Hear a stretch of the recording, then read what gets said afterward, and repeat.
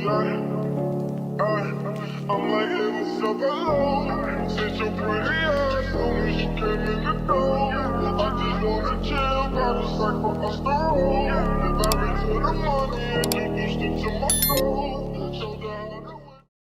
Hey Messy Mob, thank you so much for tuning into another video. As you can see, we are going to be recapping the first 3 episodes of Are You the One? Season 9. I'm so excited. I know that I'm late, but let's go ahead and get to it. I'm sorry, I was trying to be nice, but that bitch, you look a mess.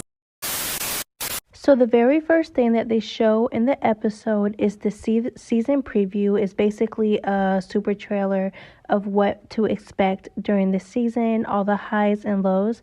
To me, it was very authentic because it showed every aspect of what's going to be going on this season, including the good and the bad, and it definitely gave us a good idea of what the show is going to be about.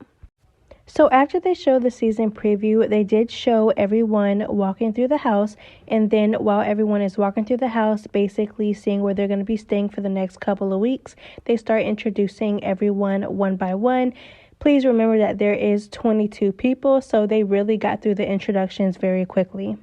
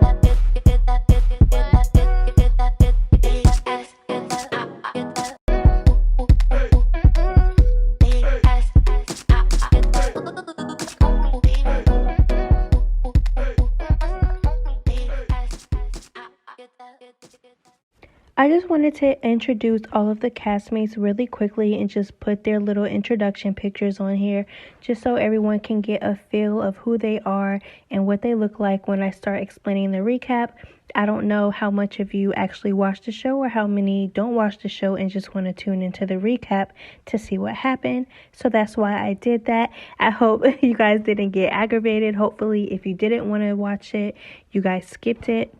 I absolutely love the Hawaiian aloha theme of this whole season. It is so cute.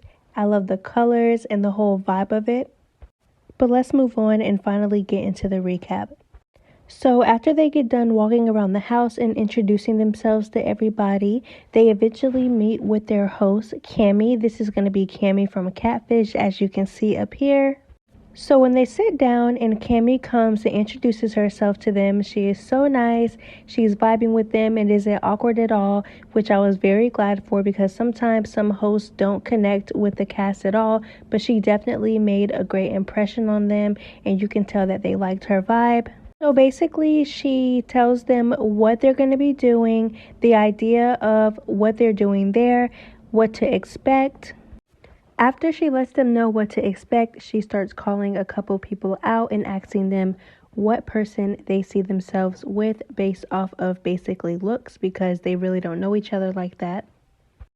She asks Brooke, who chose Leo. She also asks Akel, who literally looked at everybody. So he, of course, because they don't know anyone like that yet, so he didn't choose anyone, but he looked at all the ladies. After putting a couple of them on the spot, Cammy then offers them a couple of words of encouragement, telling them to basically go into this experience with an open heart. They all been hurt before, but to please basically just leave the past in the past and try to focus on the future. And remember at the end of the day that they are a team and they are here for love. After the words of encouragement, she did introduce their very first challenge. The first challenge is basically judging a book by its cover. So basically, they would take each picture and put it into 3 categories on why their last relationship ended. First category would be career. The next one, both or infidelity. And of course, like I said before, the third choice was both. And whoever wins the challenge gets to go out on a date and choose who they want to go out on their date. The two couples that go out on a date are the ones that have to go into the truth booth. Basically, the truth booth is the only way to determine who is a perfect match, and then they get to go to the honeymoon suite if they are a perfect match. So I will admit the concept of the show is very good. I love it. It's creative, it's good. It keeps you on the edge of your seat. And I do know that this is season 9 and I have watched 1 through 8. So I already knew the idea of the show, but I always thought that the concept of the show was very smart. The writers and the story producers who did put the show together wrote a very great concept. So like I said, this challenge is basically judging a book by its cover because like I said, this is their first day in the house, really a couple of hours in the house. So they really don't know each other yet. So they're making their decisions during the challenge based on looks, I'm guessing.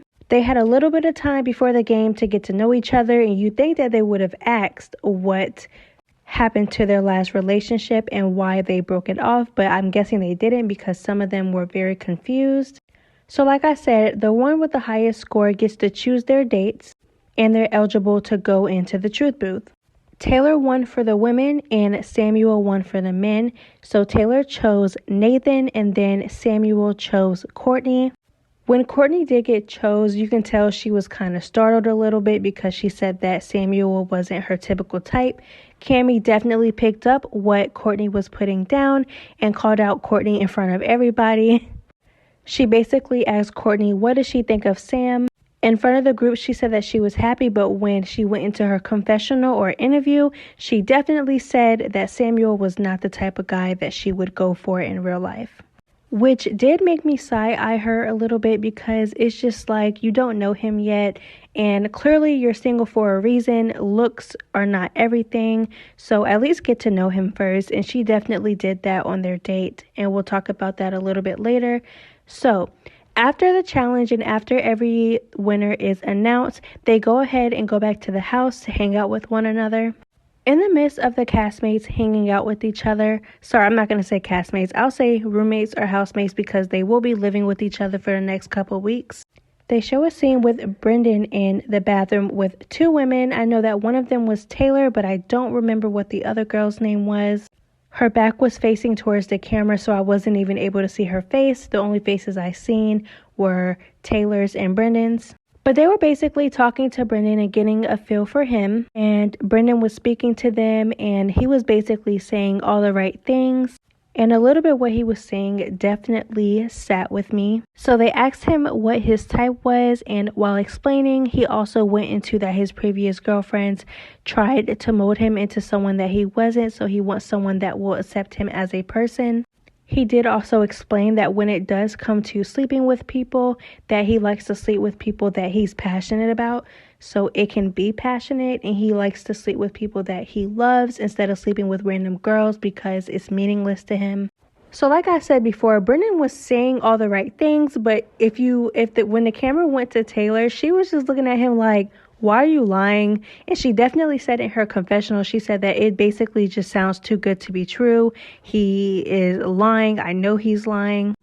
At this point, everyone is chilling in the house, drinking and getting to know each other. Shows Leo and Brooke speaking, and Leo expresses that he's already catching feelings for Brooke. Daniel and Jordan wander off and find the boom boom room, and they're vibing in there.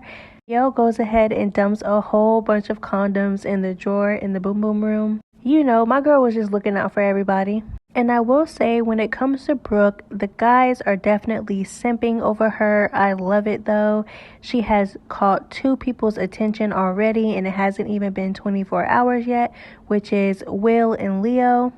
I really feel like the way that this challenge is set up within this show, it doesn't matter what you do, it's dangerous. If you give one person all of your attention, there's a 50% chance that they're not even your match. But if you mess with 2 people, then 1, you either look like a hoe, or 2, it looks like you're playing with someone's feelings, or 3, you just get caught in between the 2. I really think it just depends on how you go about it. So they start to play Never Have I Ever. I'm the last person to judge, but some of the things that these people were putting their hands down for were a little bit questionable, and I gave them the side eye a little bit.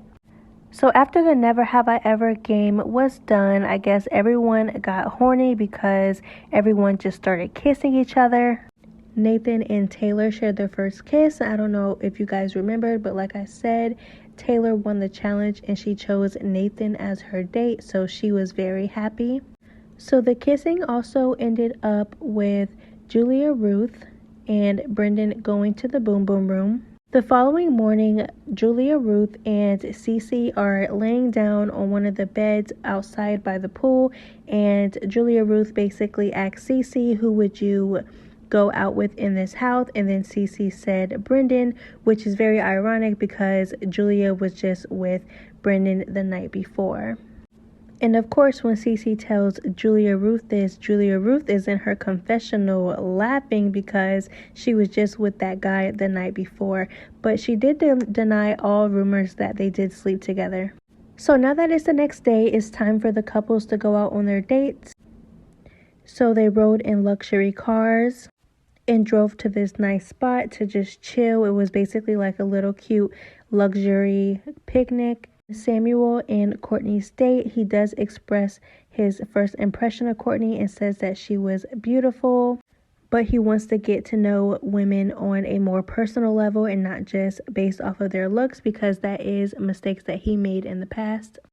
I think that the dates were a nice way for them to basically feel each other out and feel each other vibe to see if they would be a perfect match or not. And back at the house, the remaining singles are picking which couple would go into the truth booth. When they go back to the house, Leo and Brooke are still with each other. I'll also give it up to Brooke because she is definitely moving slow and vibing with the guys that she does take an interest in and really getting to know them. Which is really smart because a lot of people, like I said before, they go based off looks, and then once they're in the relationship with the person, they realize that they either have nothing in common or the person is just not who they thought they were. So it's amazing that Brooke is taking her time with these men. But at the same time, it has to be nerve-wracking for her to be falling for two guys, because once the ceremony comes up where they have to pick their matches, the matches that they think that they match with, she would only have to pick one guy, or one guy would have to pick her. And the guy that picks her first gets her, and the guy that picks her second would have to pick another girl. So while they were talking, Leo did sneak a kiss, and she definitely kissed him back. So the scene does go back to the date with Samuel and Courtney, and Samuel did confront Courtney about the way she reacted when he initially picked her. And she said that she was insecure and she really didn't know what to expect when coming into the house. So when he did choose her, it caught her by surprise. But that was basically a lie, because in her interview, she said something completely different. She said that Samuel was not the type of guy that she went for. I honestly don't know why she couldn't just be upfront with him and tell him why. So Julia Ruth and Brendan sat down together back at the house, not on a date, but back at the house. They sat down together and just basically came to the realization that they aren't good for each other. Both of them reminded each other of their past relationships that did not work out. So they basically called it quits. After this conversation, we did get to see both Taylor and Nathan on their date. And again, it's basically the same process that everyone else is going through. They don't know each other, so they are getting to know each other, asking each other all of the questions that they want to know. The vibe was really good between them. I think that they are very cute together. So the dates do go back to the house and basically meet up with Cammie and their housemates to recap their dates to them. After they recap their dates, it is then revealed that the housemates did vote on Taylor and Nathan to go into the truth booth together. And that's where the episode ends, with a cliffhanger, of course. So now we're on the second episode, and then it immediately opens with a recap of last episode.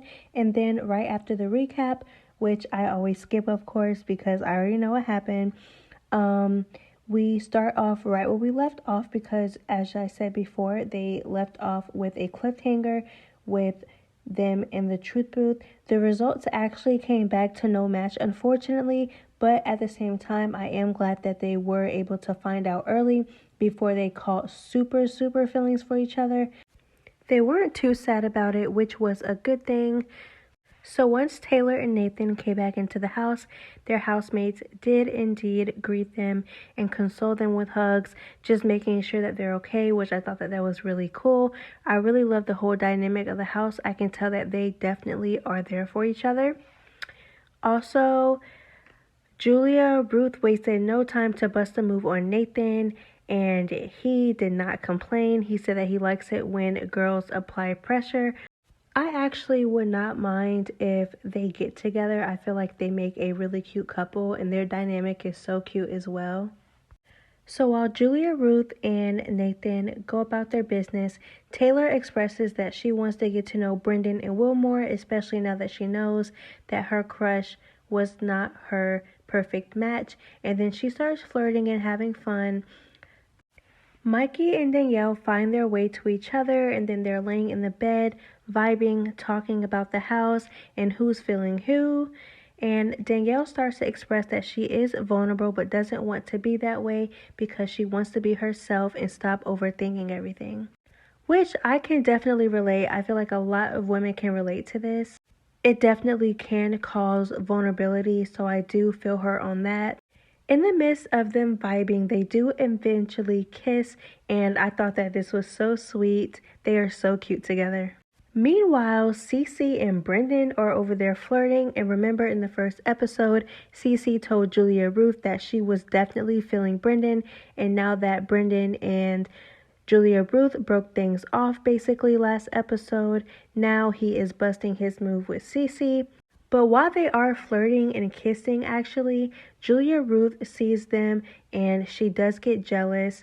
I did think that Julia Ruth and Brendan was cute, and I do like Julia Ruth as a person, but I'm not biased and I have my opinion about her right now. Because you know what? She did irritate me a little bit because you're the one who broke things off with him. Why are you mad because he's moving on to someone else? To me, that is a really big red flag. But she does the right thing. She doesn't go up to them and confront them or try to ruin their moment. She just goes in the house and try to cool off and vent to her housemate.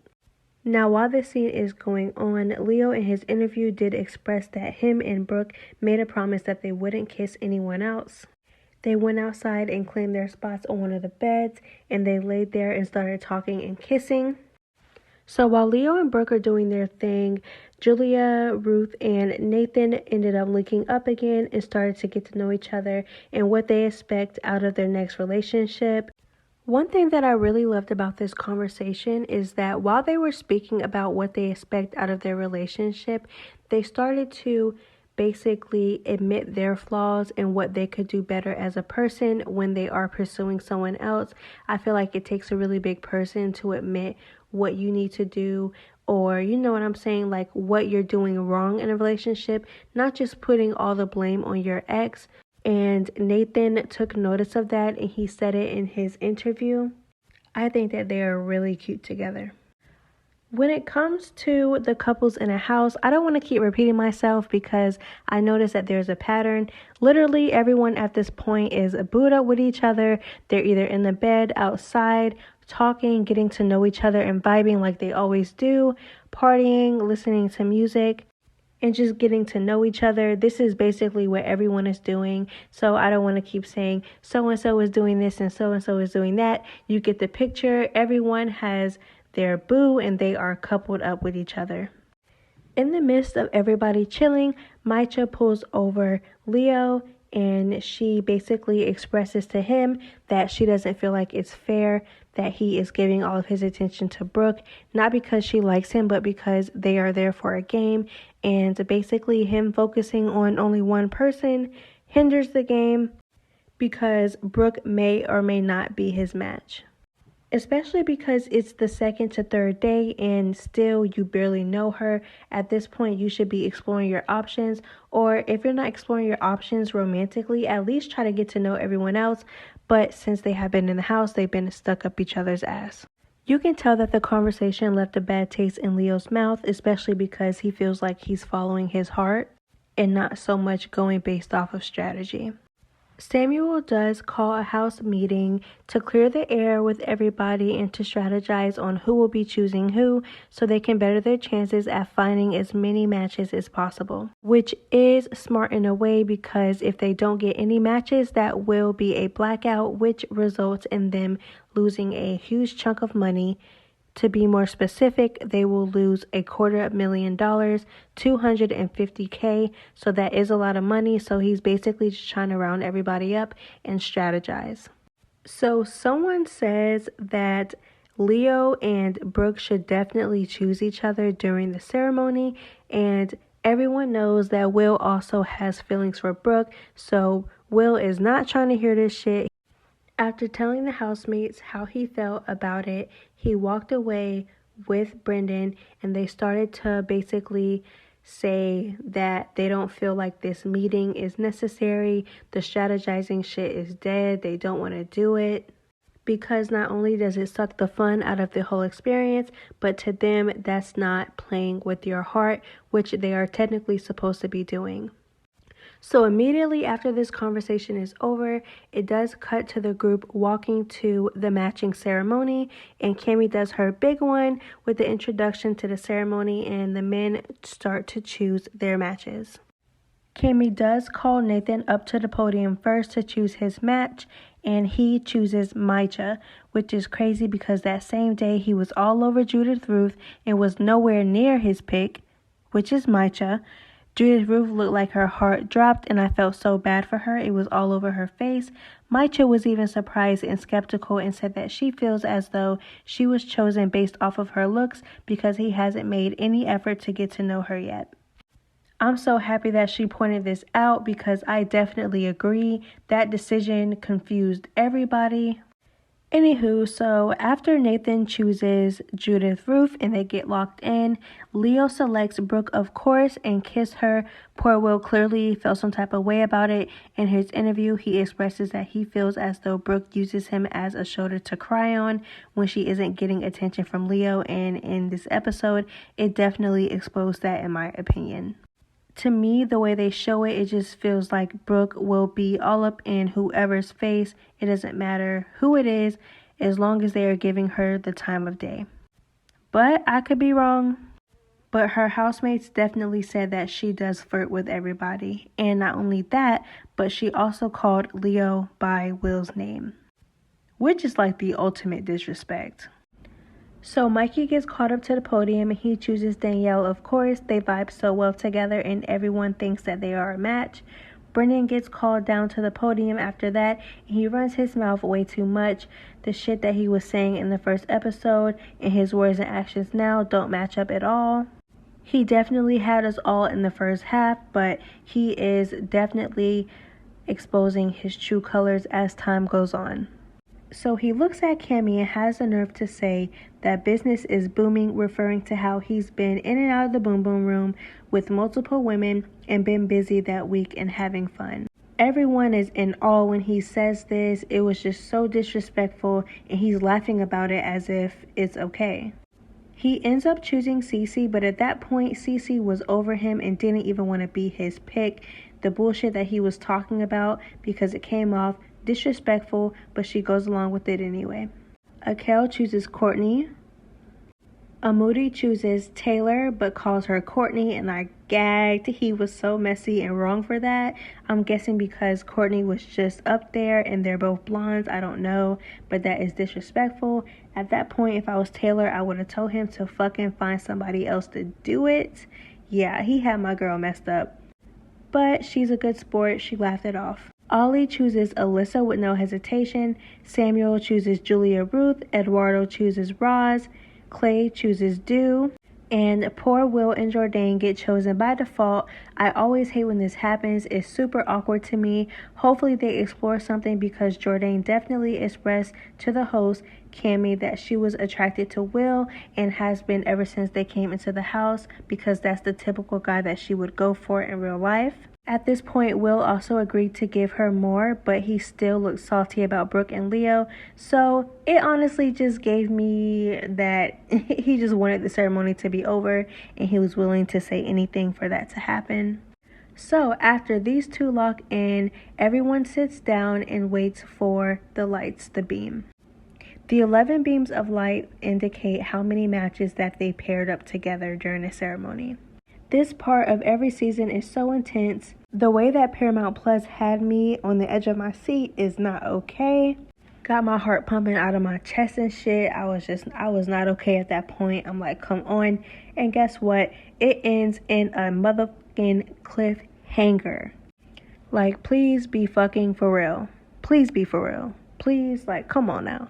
Like, I'm sitting here, and they made us wait a good 2 minutes for the results, and then it's just gonna go to the previews for next week, basically ending the episode right there. So that's the end of this video. Thank you so much for watching all the way through. I hope you guys liked my recap and my thoughts on the first 2 episodes. The 3rd episode's recap and review will not be uploaded too far out from this one. Thank you so much and have a wonderful day.